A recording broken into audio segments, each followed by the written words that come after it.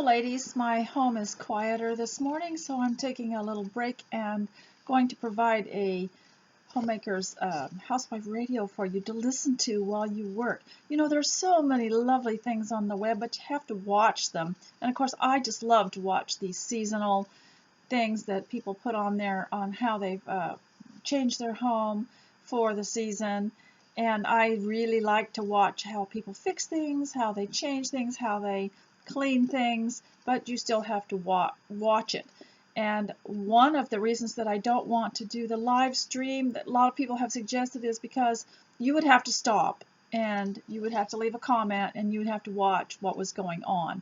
So today I am just doing a video for you to listen to. If you've got something you need to do that's going to be quite a monstrous job, you might be able to do it in the time that I am speaking, and I hope that something I say might inspire you, might help you get it all done. And one thing I've noticed is that when people leave comments and give a list of everything they've done, then it gives other people ideas of what you can do when you're listening to something. Just like when I'm listening to my favorite DVDs or CDs, I might listen to them several times, but they kind of pace me.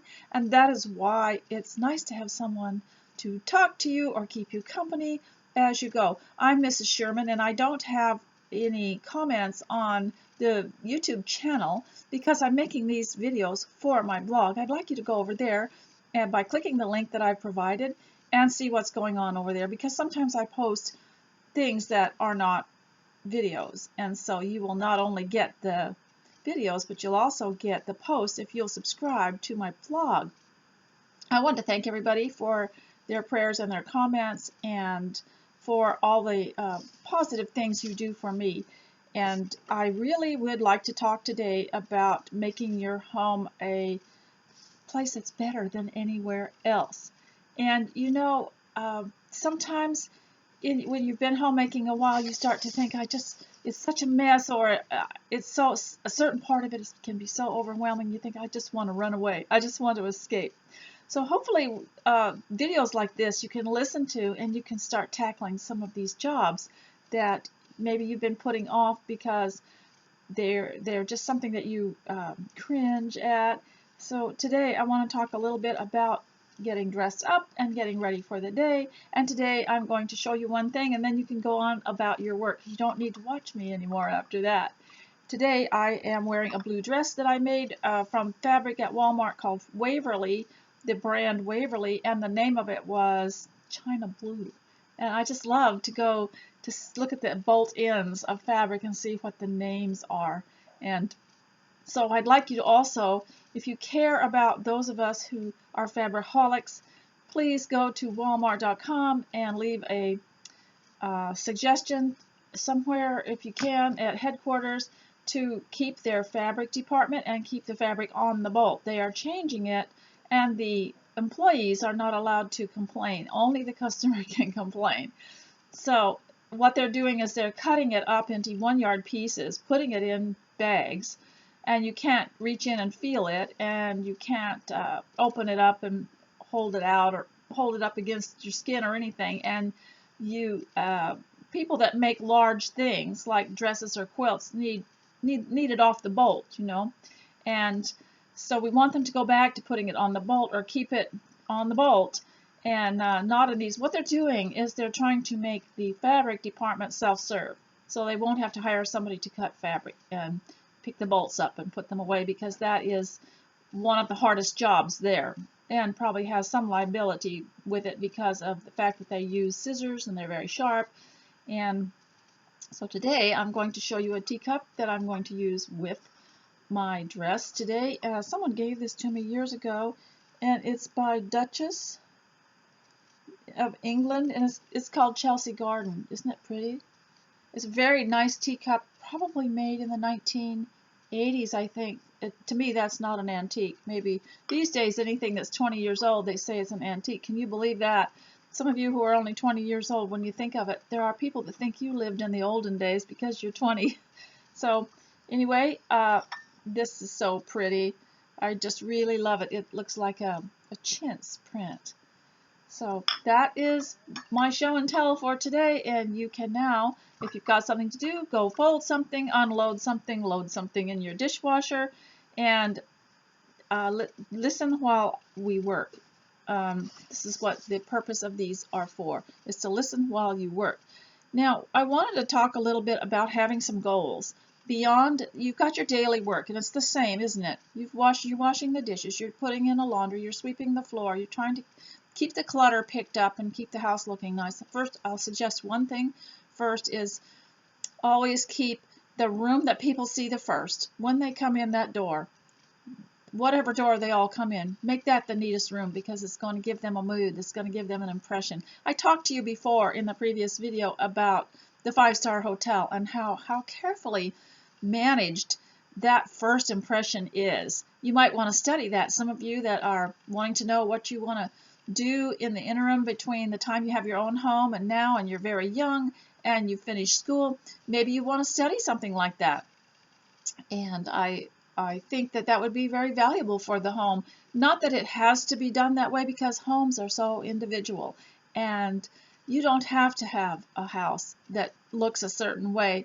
But you know, when your job is tedious and monotonous and it's repetitive, it is really nice to have something else that you like doing in the home. It's really nice to beautify it. It's very nice to think about improving it. It's very nice to give it a different look. It's nice to change things around a little bit. If you don't change your furniture around, you can change your accessories around. You can put something over there and bring something over here, and just the motion itself is very therapeutic, and everybody needs a different interest. And that's why I wanted to mention today that I think that you should have some goals.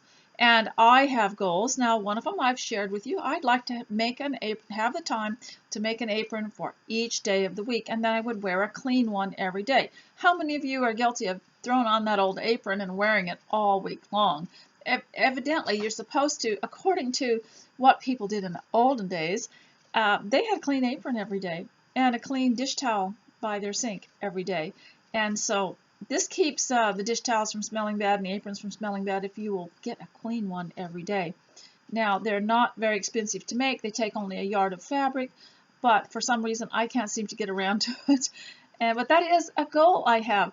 And if you have what they called in one of these books I was reading the other day, a wardrobe of ideas in your mind, a whole arsenal of ideas, this is also going to help you when you come to the part about having to deal with people in your home, people who come into your home that aren't related to you, and create conversation that is non-incriminating.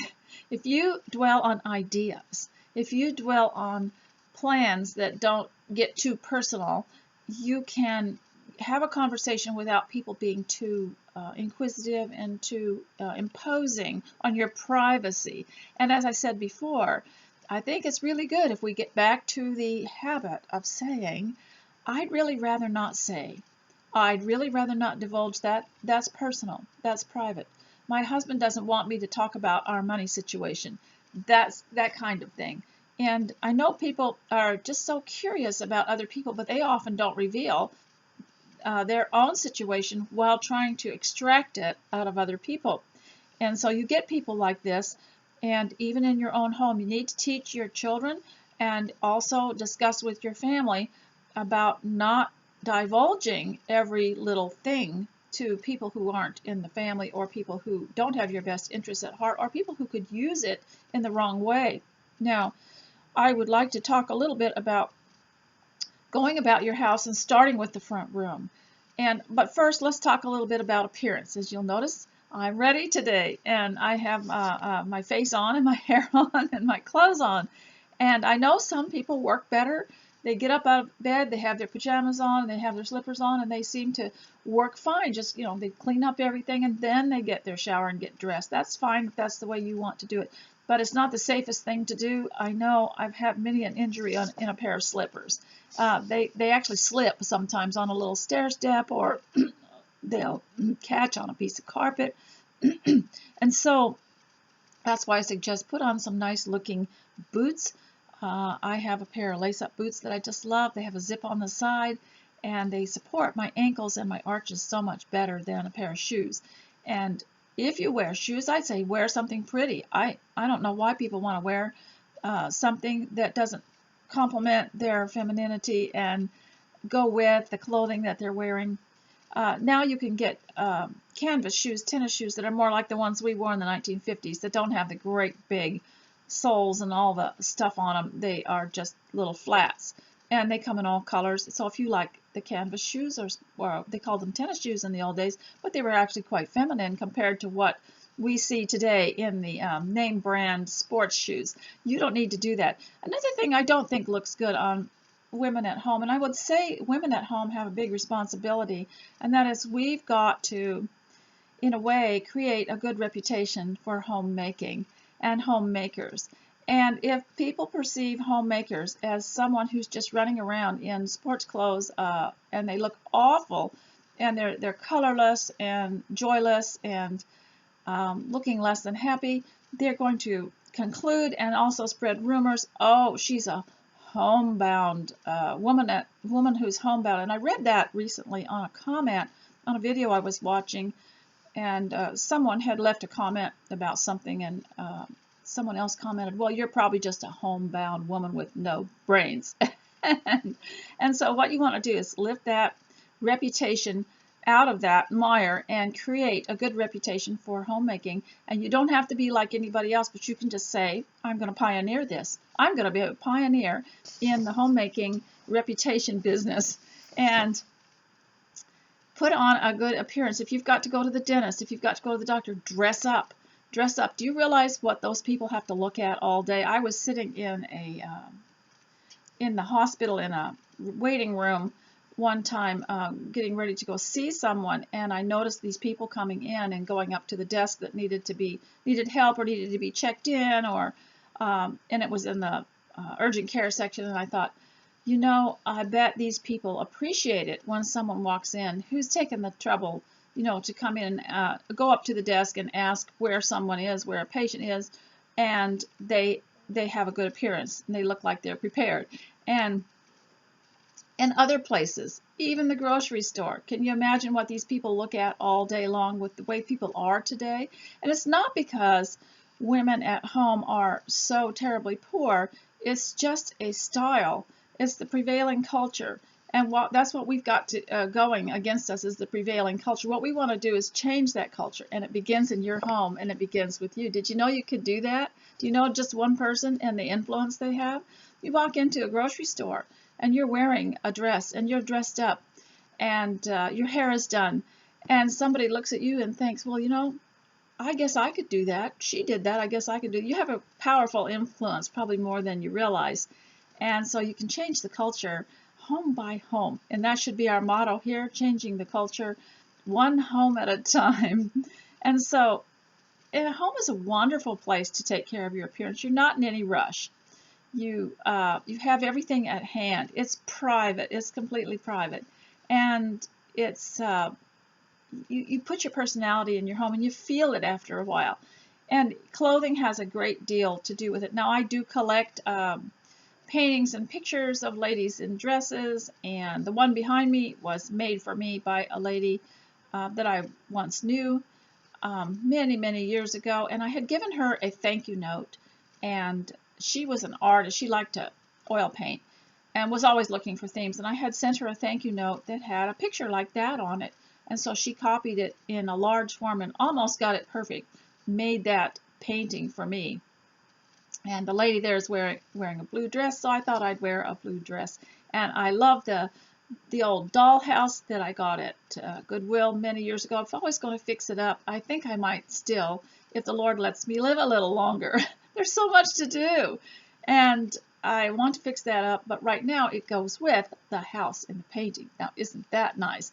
And so I want to go back to making sure that your front entrance and your front room is warm and welcome and clean and tidy, just like it would be if you were entering a guest house or a hotel, because you're important, you know, and your family is important. But think about yourself and what you feed your brain, what you feed your mind and your emotions. Every time you look at something that's a mess or that's really ugly, You probably don't feel it right away, but you are gearing up for depression. You're putting a drop of depression in your mind, and it continues until finally, at last, at night, you go to bed, and the long struggle is over, and you just fall into depression, and you've left it all, and you haven't done anything. So you cannot leave things that feed your mind any kind of despondency or depression. You can pick it up, you can move it, you can clean it. And if you can, don't wait for a cleaning day. Just clean as you go. Walk through the house, you can pick up something. You can move something. And don't wait for a cleaning day. Now, of course, if you've gotten a little behind, like I do a lot, you will have to take a day off just to do that. And that's not a clean as you go situation. But this is where these videos come in. You can put me in the background and I'll keep you company while you do it. I like to watch my favorite movies. I don't watch them though. I just put the player somewhere and turn it on to a volume that I can hear, and I can go about my business. And another thing I'd like to suggest that you do at home. Now, most of us have gotten rid of all of our carpets and our wall-to-wall carpets, and we don't need to use the vacuum quite so much. So we sweep. I would really suggest that you sweep and learn to sweep. Now, you could probably find a video that shows how to sweep, but I have seen some atrocious sweeping going on in public where people are hired, to sweep out a restaurant or a store, and they'll take a broom, a regular straw broom, not a push broom, and they'll start pushing debris around and casting dust into the air. But you hold the broom to your side at an angle, and you draw in everything towards you. You sweep towards you. Now, sweeping can be quite therapeutic. It's quite an ancient skill. If you recall, Christ talking in the parables about the woman who swept her house looking for a lost coin. And so sweeping is very ancient. And I love my straw broom. I got it at Walmart, $4.95, and that is such a great price. I think I'll go back and get another one. There's just something about a straw broom that I don't know what it is, but I love it. I like the way it sweeps, and to me it does a better job, and the dust and debris kind of clings to it a little closer. But use what works best for you. And so sweeping, therapy of sweeping. Can't get started walking around in circles? Go to the furthest corner of your house and start sweeping. Well, then you'll notice that one thing leads to another. You're sweeping, and then you have to pull something out to sweep behind it. And then you straighten out what's on top of that little table you just pulled out. And then you may sweep under the bed, and then you realize, I need to poof the pillows a little bit, or I need to, pick up this and pick up that and put it away. Maybe some stray books, whatever. So and then, you sweep along, and then you get near the bathroom, and you've got to sweep that, and then you realize I have to shine the sink, the faucets, maybe clean the bathtub. But be happy, because if you have background, if you've got something you can listen to, even if it's music. Now, those of you that love to go to Hobby Lobby just to walk around and listen to the music, I think I found one time on YouTube, you can get this saxophone, piano, guitar music that's very, very similar to Hobby Lobby. If you type that in, you can find it, and it's usually something very uplifting, and you can play that. You can get a playlist and listen to that while you work, and then you don't have to go anywhere. But I know sometimes, after I've had a bit of a rough time at something, I'll go and just kind of walk around. I like to take my little notepad out and write down things I see that I like, maybe get a picture or two, and then I go home and try to find something that's similar, because I'm from the olden days and I've got all that stuff already. But it cheers me up. So you can do that. You can put that atmosphere that you love so much in your own home. Now, I was talking to somebody the other day about the home and homemaking, and there are really very few people you can actually talk about this, because they think it's a lot of people somewhere along the line, because of the education system, homemaking became something that was considered not very intelligent to talk about. And yet, many homemaking books have been written by people who were once lawyers, women who were once lawyers, who will claim that it's actually harder, or that it takes more concentration, or that you have to remember more things. That is, if you're actually doing it right. And only someone who has not been a homemaker or who has never had to do anything at home would say that it isn't anything, because it is a lot of work, but it's a lot of joy too if you can make your work enjoyable. You don't have to suffer, you don't have to create misery for yourself. Get dressed, put on a clean apron, put on some nice music or a work as you go video, and you might even want to put some perfume on if you can, if you wear it, if you like it, something, or a scent. I like these little melty wax things, and put them in a little jar and put them on the little electric heater, and I find something that I like, and my latest one is that I like, and I got it at Walmart, and I believe it's a Better Homes and Gardens brand. $2 for a container full of these little wax squares, and it was sugar cookie crunch, and it smelled pretty good. Now, homes are funny because you can like something, you can like a scent, and just love it in the store. But when you one of my favorites was apricot. I just love the scent of apricot. But get it in my home, in a candle or a melty or something, and no, it just didn't work, because you've all got different kinds of wood, you've got different kinds of walls, you've got different things in your home, and for some reason some of those scents will be a bit off when you get them home.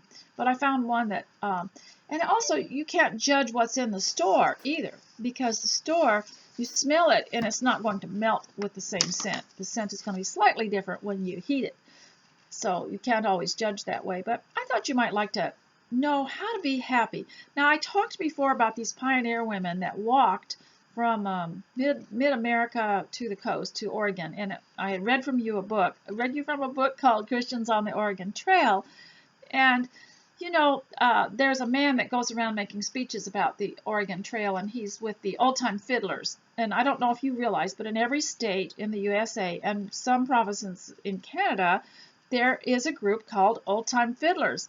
And what they do is they teach young people how to carry on the learning to play the fiddle. And sometimes if the children show much interest, they will get a fiddle handed down to them from some of these old timers. And so these old time fiddlers sometimes will have a program or a speech about fiddling in the old times.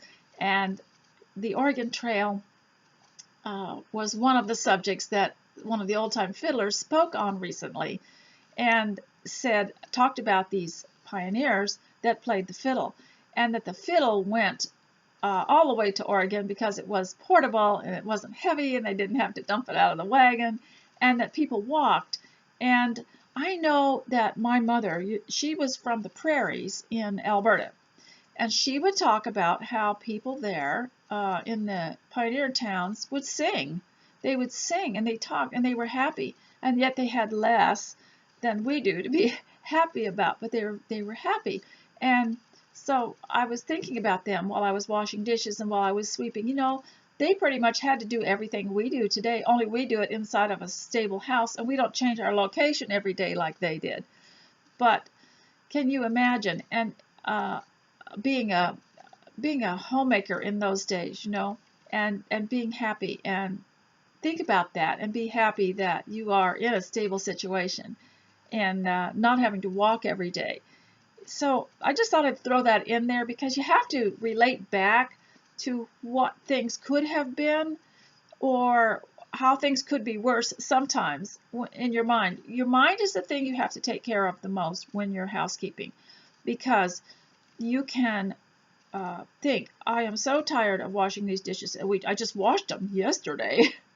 And you can think, I just did this laundry just a few days ago and now it's time to start all over again.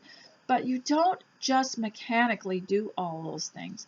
You turn on some lights, you put on some music, or you sing, and you light a candle, or you put a melty on that has a scent. And I prefer those because you don't have to, they're not messy, and you don't have to worry about throwing them out like you do when you heat stuff on the stove. And there are many things that our mothers looked forward to in the olden days, and that was, I'm going to get all this done, and then I'm going to make a pie, or I'm going to, put my roast in, or something like that. So they put their meal in a pan on top of the wood cook stove or in the oven. Most of the time it was on top. And that would be cooking and simmering, and the scent and the smell would be coming forth while they were working in the home. But your mind is the one you have to take care of the most, and you can do it. You can keep your mind healthy and strong and happy in homemaking if, first of all, you have to have an attitude of being determined and not giving up.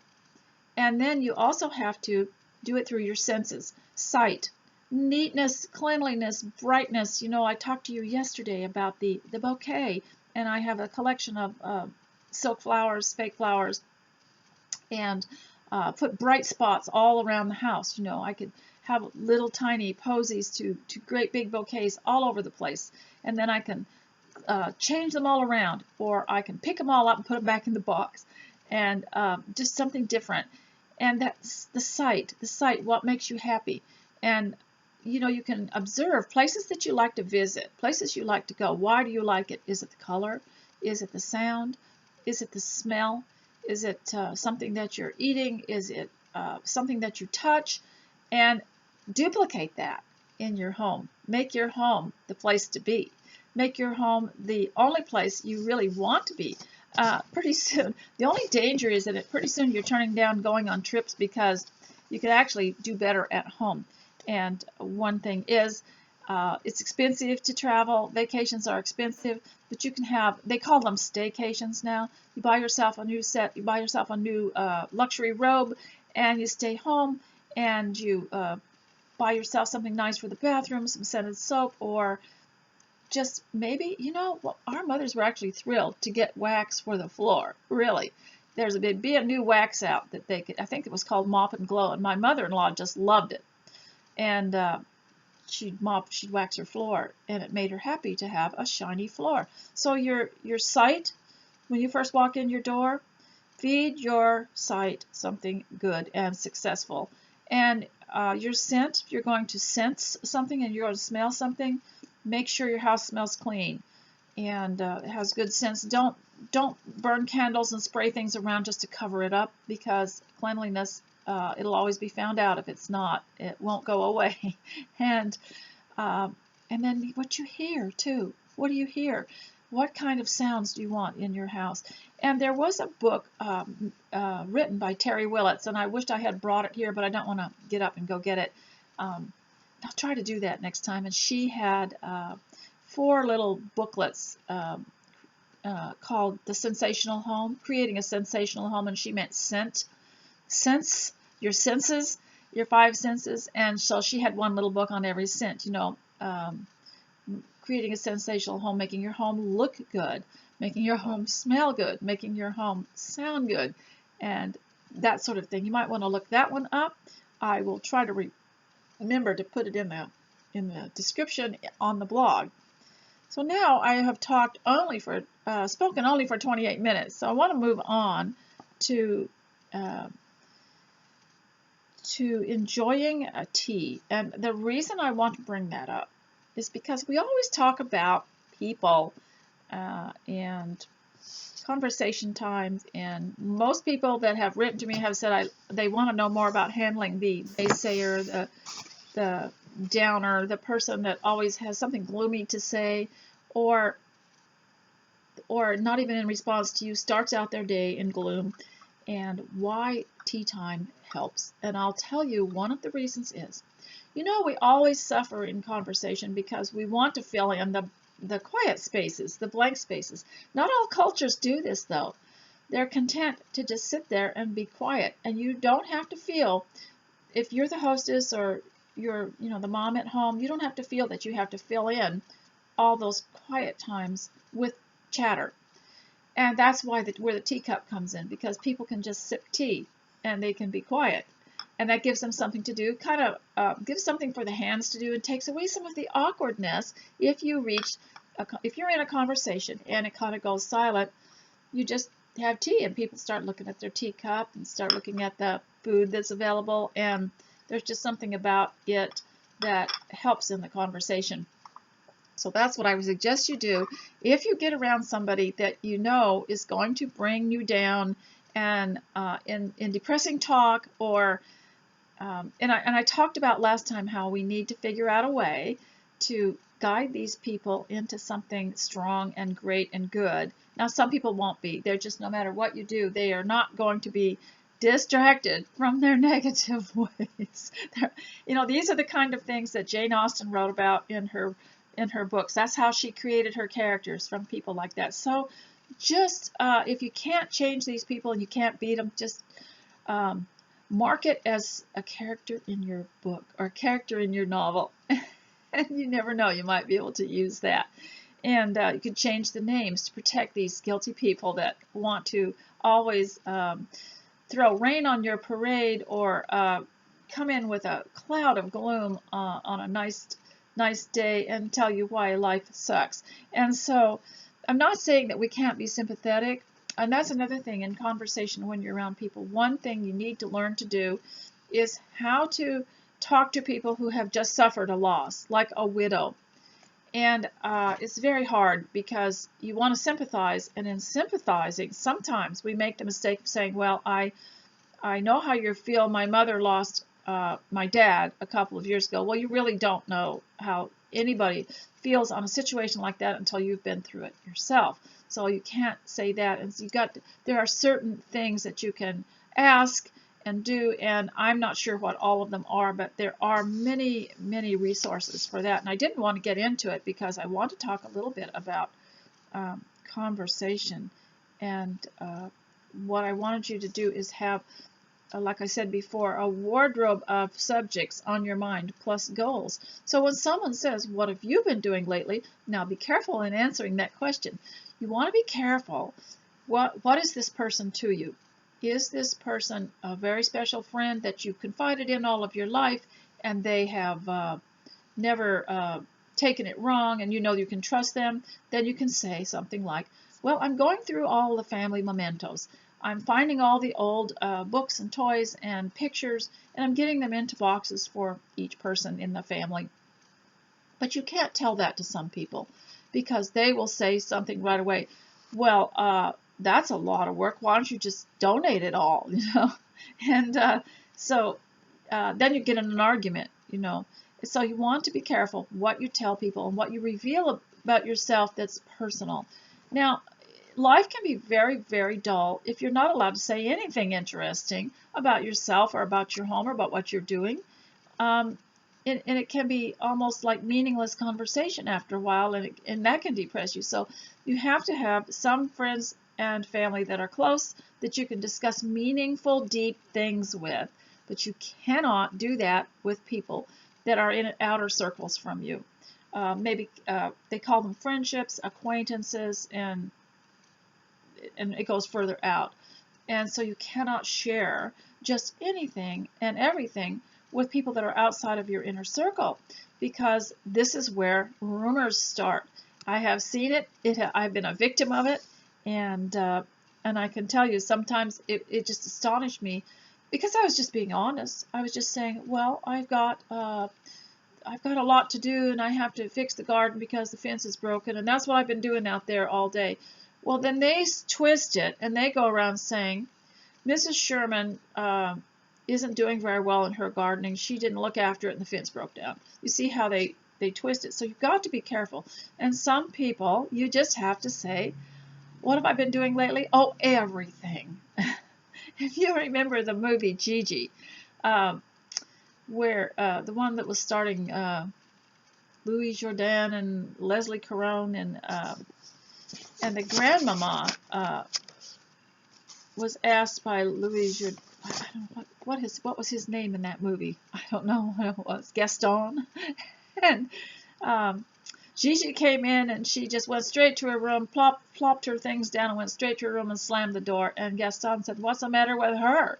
And Grandmama said, "Oh, everything." And so that is a great phrase, and I use it a lot. Somebody says, "What are you doing these days?" And especially if your children are growing up and leaving home and starting their own home, they will say, well, what are you doing now? And they're digging, they're wanting to know if you're going to have a mental breakdown or something because your kids left. And so that's what I say to them. Oh, everything, because really you've got a lot more to do that you couldn't get done when there were so many people around and other things. We were always on the go, you know, there's so many other things to go. But I love that phrase, oh, everything. And use Fanny's phrase in Sense and Sensibility when you get in a tight spot with conversation and it's getting a little too close and they're going to get critical. You've got a critical woman there, or someone who wants to argue with you. You say tea, and then you go fix tea. And so, you know, I thought this was quiet house today, but unfortunately I heard that door open, and you probably heard it too. But they snuck away just fine, and so you can use things like that. Have a wardrobe of thoughts in your mind. Also, goals to share, but be careful what kind of goals you share.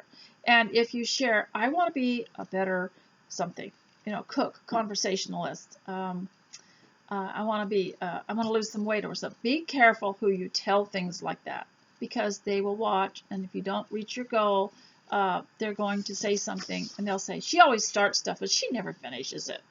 And so it's so important to discern who you should talk to and who you shouldn't. And even me with this video, I'm opening myself up to a lot of potential criticism and attacks and that sort of thing. But I'm just warning you that once you do kind of become more public with the things that you say, people are going to say things about you, and it's going to come back totally different. And you have to realize that not everybody is at the same level of maturity as you are. So expect that some of them will not be sensible with the information that you give them. Be careful and try to discern how much information they can take and whether they're going to be misunderstand it or whether they're going to be mature or not.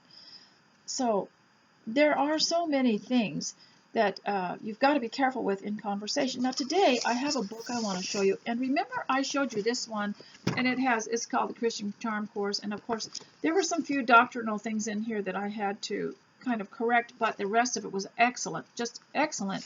And it had conversation for girls and etiquette and, you know, how to dress, different things like that. Well, the counterpart to it, written by the same people, Man in Demand by Wayne and Emily Hunter. And by the way, both of these have been reprinted and republished many times, so there have been changes in it. They've been updated, and so, you know, it depends on what edition you get, and I think that there's even a new one out. And so this one is about conversation. And what I liked about this book is there were so many drawings and illustrations of conversations in it.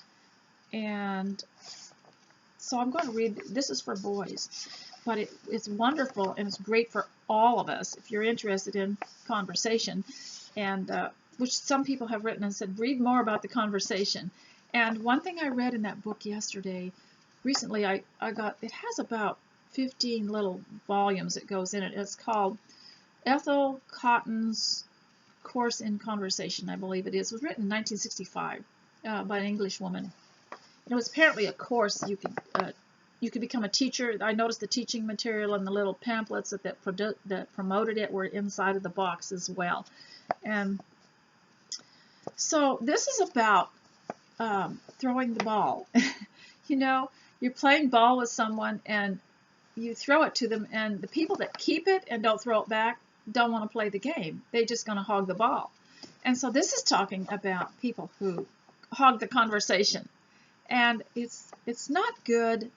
Now, of course, I am speaking for an hour, so don't do what I do.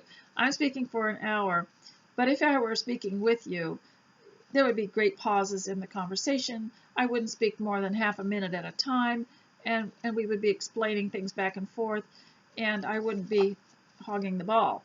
But I am now. I'm speaking for 60 minutes without a break, and but this is not a conversation. This is just a speech. So, you know, I've noticed a lot of people who like to talk, but don't realize, and probably should have been taught when they were very, very young, not to go into a monotone, not to go into long, boring details about some little thing, because some things don't matter. To skip over some things and get to the main point. How many of you have, this is where tea comes in, you know? You're listening to somebody and they're just going on and on about some little detail about their shoelaces or something, and so you can say, could you pass me the tea, please? Or you could just reach over and pour yourself another cup of tea, and you can amuse yourself while you're listening to this and plan the next character in your novel. So this is called the game of catch. It's rule number 2. Rule number 1 is when you don't know how to begin, look for common ground. Well, I'll read that to you some other time. This is talking about looking around. You don't know what to say, but so you look around the where you are, and you make a comment on something that you both can see. Maybe the centerpiece, maybe the tea, maybe the weather. That's common ground, you know.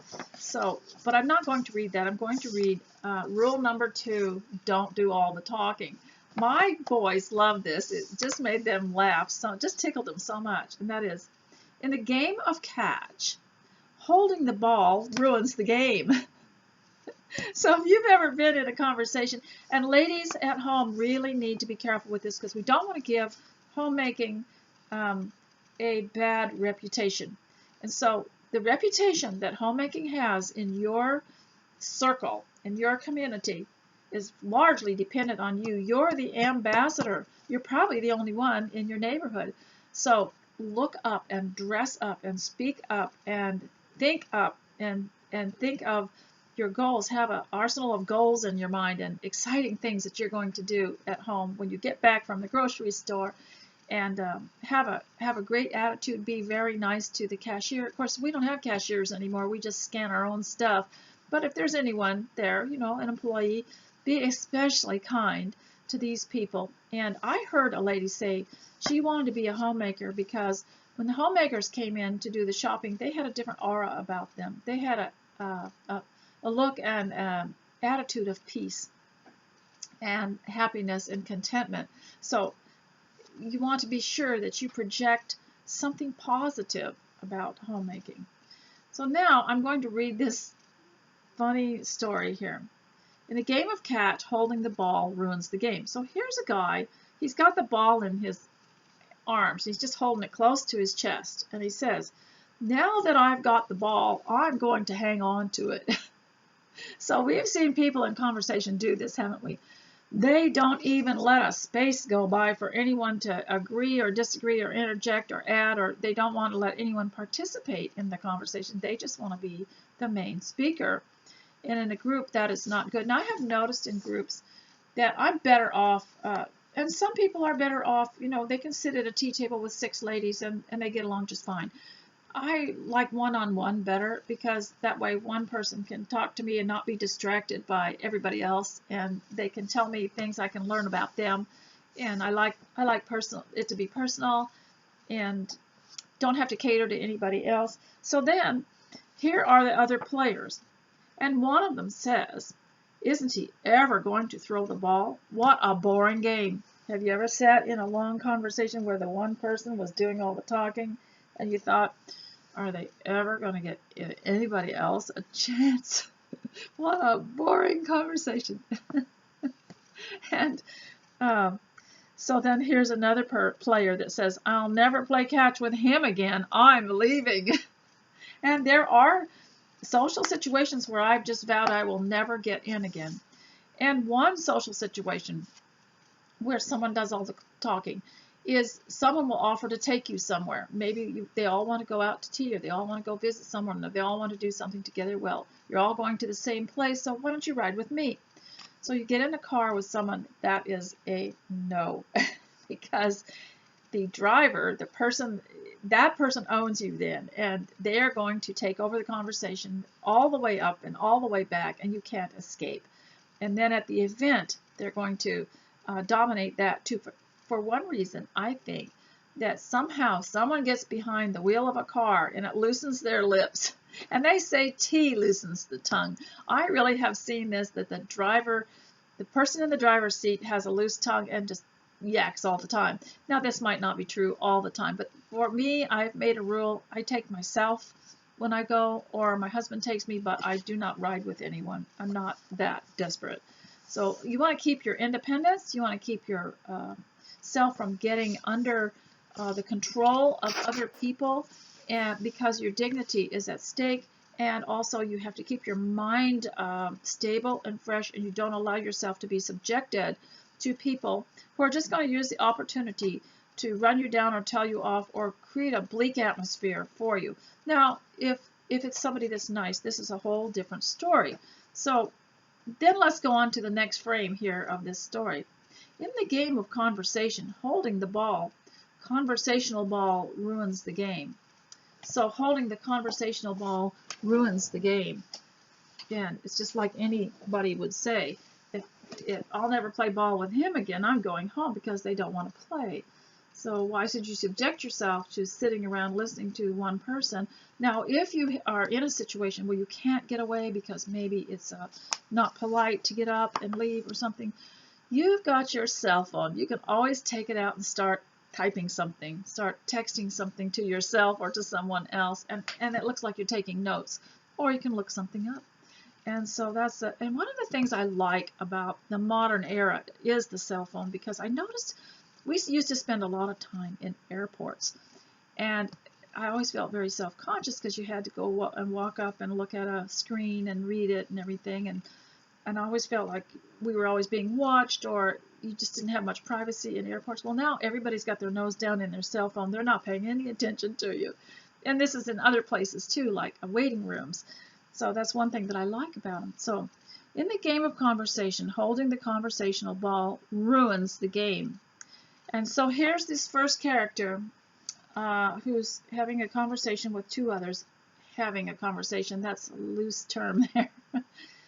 He says, and then I, blah, blah, blah, blah, blah, etc., etc., etc., and he's very animated, has his arms waving around, and there's a girl sitting there saying, isn't he ever going to let us say a word? And then another person, a young man, says, I'll never get stuck with this guy again. I'm leaving. So this one is called, I don't know what this one's called, but this guy is talking and talking and talking. And apparently, you know, people can talk for a long, long time as long as they keep some inflection in their voice and some interesting topics, and in order to keep interest in it. But you need to also be sensitive and look around and look at people's faces and look and see if they're responding to you or not. You know, oftentimes if they don't like to listen to you or they don't want to participate in your conversation, they'll turn around and start talking to somebody else, which is pretty rude.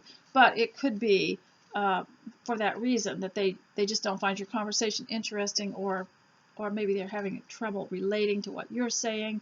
It could be for many different reasons. But this guy is going on and on and on. He said, and then I, me, and then I, and then I. And so the girl that's listening to him says, what he's really saying is that he doesn't want to listen to me. He just wants me to listen to him. He must think he's the only one who knows anything. I guess my thoughts aren't very important to him. So now we have the final one, which is the correct one.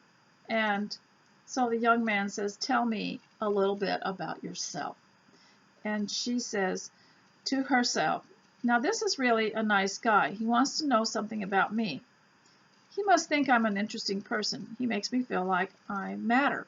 So, you know, down here at the bottom, it says God gave us two blank, fill in the blank, and one fill in the blank. I think you can fill it in, can't you? To be used in that proportion. God gave us 2 ears and 1 mouth to be used in that proportion. Isn't that interesting?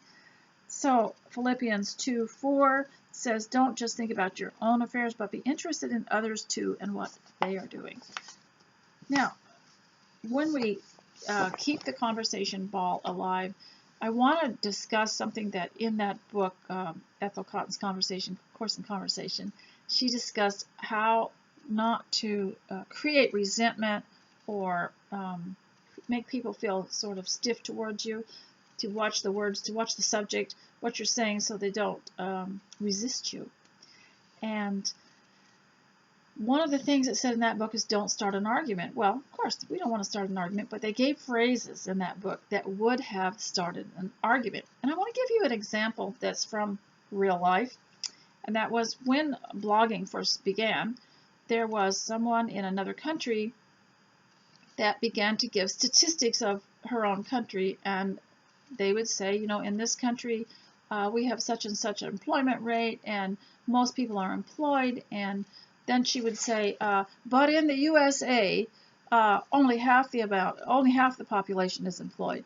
And then she would say, but in our country, almost everybody owns their own home. But in the USA, very few people own their own home. And she'd give these dreary percentages from polls. And she would create a rift between me and her country just by reading that, whereas some of my family live in that country, and I want harmony between us. I don't think it's fair, you know, and comparisons are sometimes deadly. You know, start getting into comparisons, and in reality, some of them are just polls that may not be completely accurate. But her blog consisted of high statistics for her side of the world and low statistics for my side of the world, and we were supposed to be friends, but she was creating this. I wanted harmony between us and not animosity. So what was I supposed to say? I am sorry. And every time I said, well, I'm sorry about that, it didn't help. It didn't make any difference. So I mean, you can apologize forever, but some people just like to bring out the bad on your side and the good on theirs. I don't think that's very polite. I think it brings resistance amongst other people. Because I want to be happy with both countries, you know. So here is the conversation that you don't want to use that creates a resentment. And you have to ask the right kind of questions. And these are good for teaching little children too. And many adults really need this because they're too inquisitive about things that are not any of their business. And that's one thing that we can learn. What is your business and what is not your business? And in my opinion, as a homemaker, the home is my business. It is completely my business. How it goes is up to me. And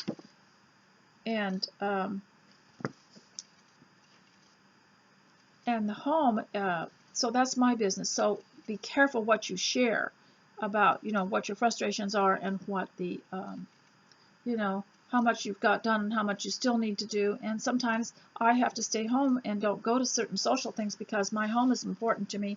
And you know, you can be gone a lot with all the social things that are available to you, plus all your essential shopping and errands and things like that.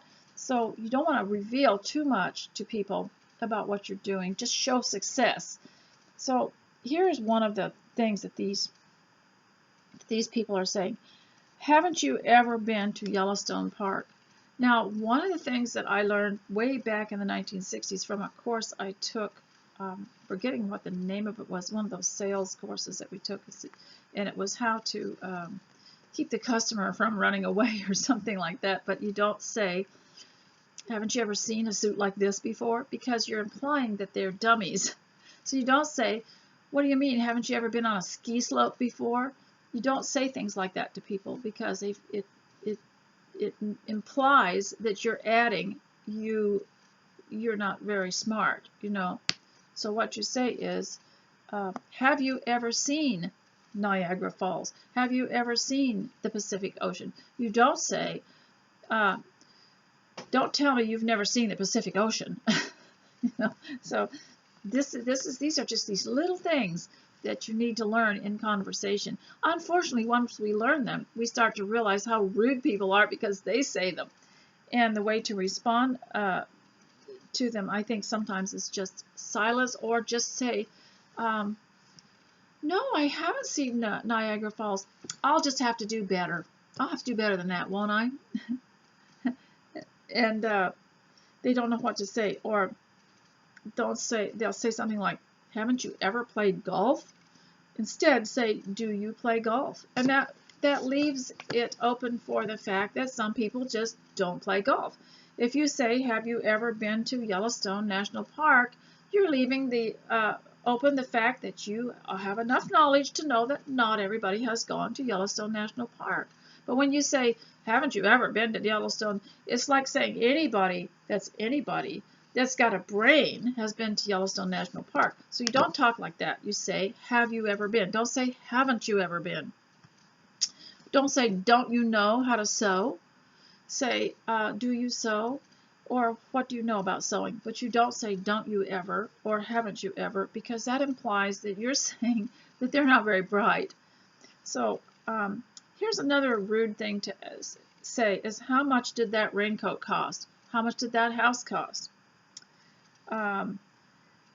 Instead, say, that's a nice raincoat. I'd like to get one like that. What store did it come from? That's all you need to know. You don't need to know their personal business.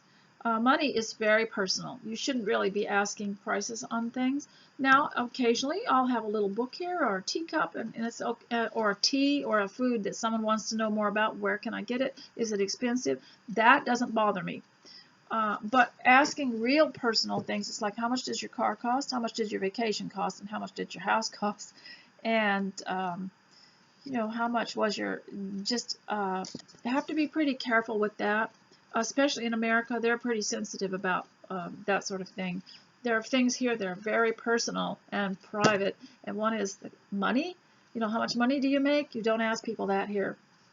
And how much is your property worth? Well, you can just look that up on the web. And if you want to know how much someone makes, you just go to the company online that they work for and probably find some kind of report as to how much they pay their employees. And but we just don't talk about it. And the other thing is, who did you vote for? We don't talk about that. And the other thing is, how much do you weigh? We don't talk about that kind of thing either. And they're just personal things we don't talk about.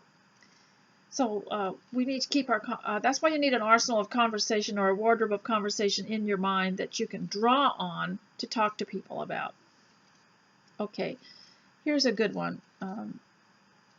Do you have any ideas on how to improve our meetings? That, to me, is constructive and it's moving forward. And so you get somebody in the group that's kind of a downer, and you can ask, you can turn it around and point them into a direction of going forward and improving.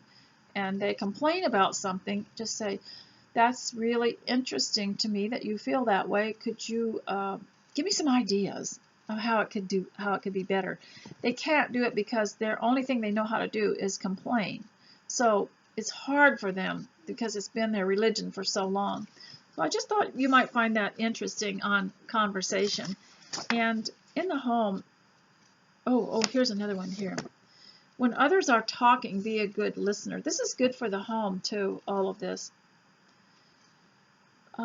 When others are talking, be a good listener. So here's a man that says, we want you to come because we want you to come and, you know, to some meeting or something.